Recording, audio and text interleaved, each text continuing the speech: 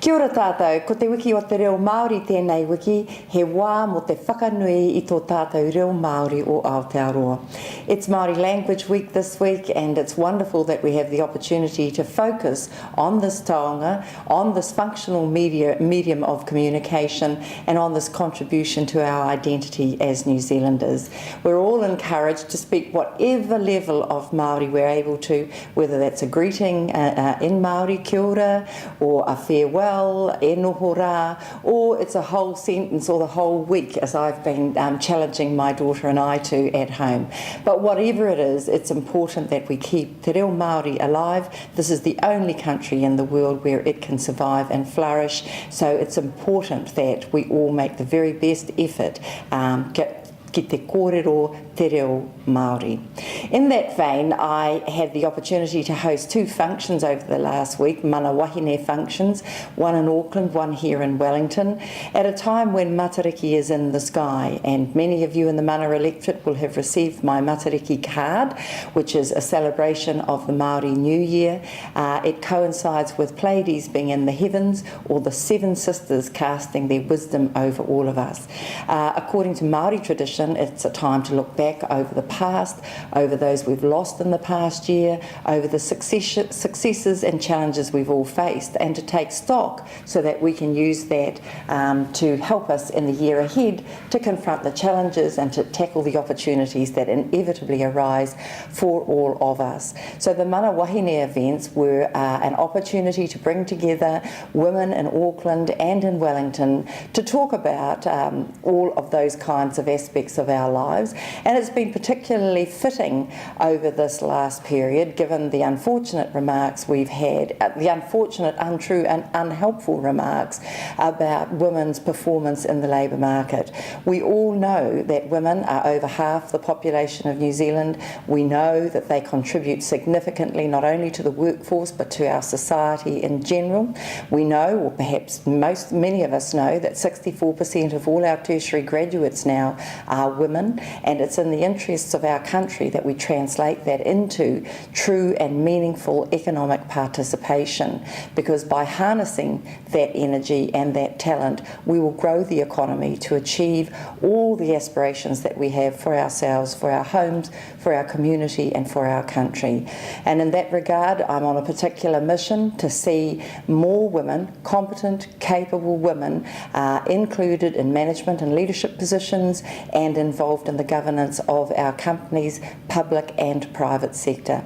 We know from the research that diversity around the board table translates into value for the shareholder, and it's important that we see that value for ourselves. On another note, this week the Minister of Infrastructure, the Honourable Will English, announced our infrastructure plan. It amounts to $17 billion over the next 4 years. $7.5 billion of that is to be invested into social assets like building schools and prisons and hospitals and state houses. $6.5 billion is to go into roads and $1.5 billion into broadband and rail. In terms of roads, of course, the particular road that we're most focused on here is the Wellington to Live-In corridor, and how important that will be to Wellington, to the Kapiti region and to the lower North Island. All of us are irritated and fed up with the congestion that we experience in terms of the traffic on the roads, but we also know that roads are arteries for our economic growth, and that we need to see freight transiting quickly and efficiently from one end of the country to the other.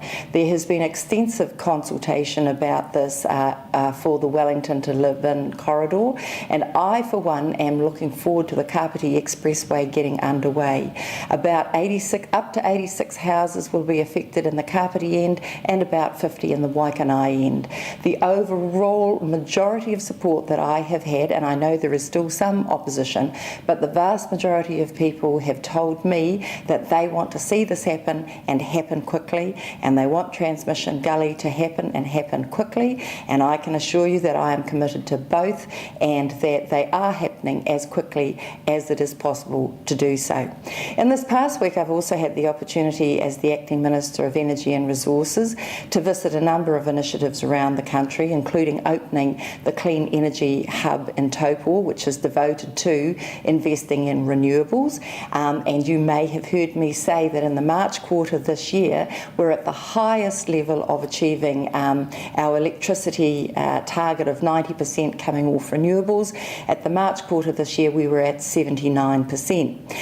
But that power has to flow over lines and into homes, and I was pleased to be able to visit Christchurch again and to call in on the Orion team down there who are responsible for keeping the electricity flowing through lines, keeping the power on in houses.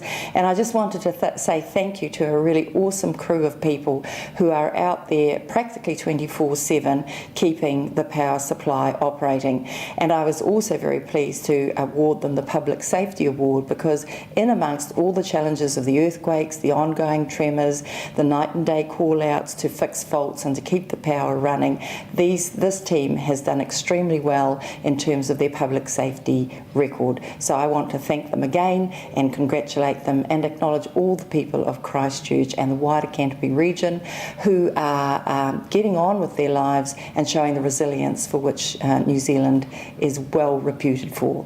Anyway, that's all I have time to talk about today. I'm out and about in the mana electorate. I just want to finish with one question that Martin Power, I think is his name, sent in to ask me what my thoughts are about MMP. As you know, there is a referendum at the general election this year on the 26th of November asking you what your views are. I am a supporter of MMP. I would not be in Parliament were it not for MMP.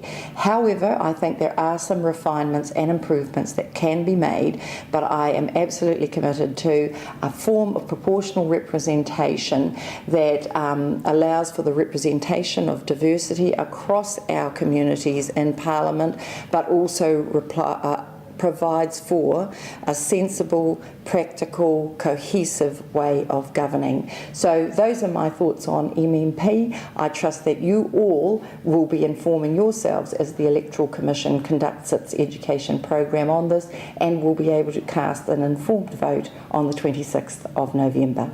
Kia ora tātou.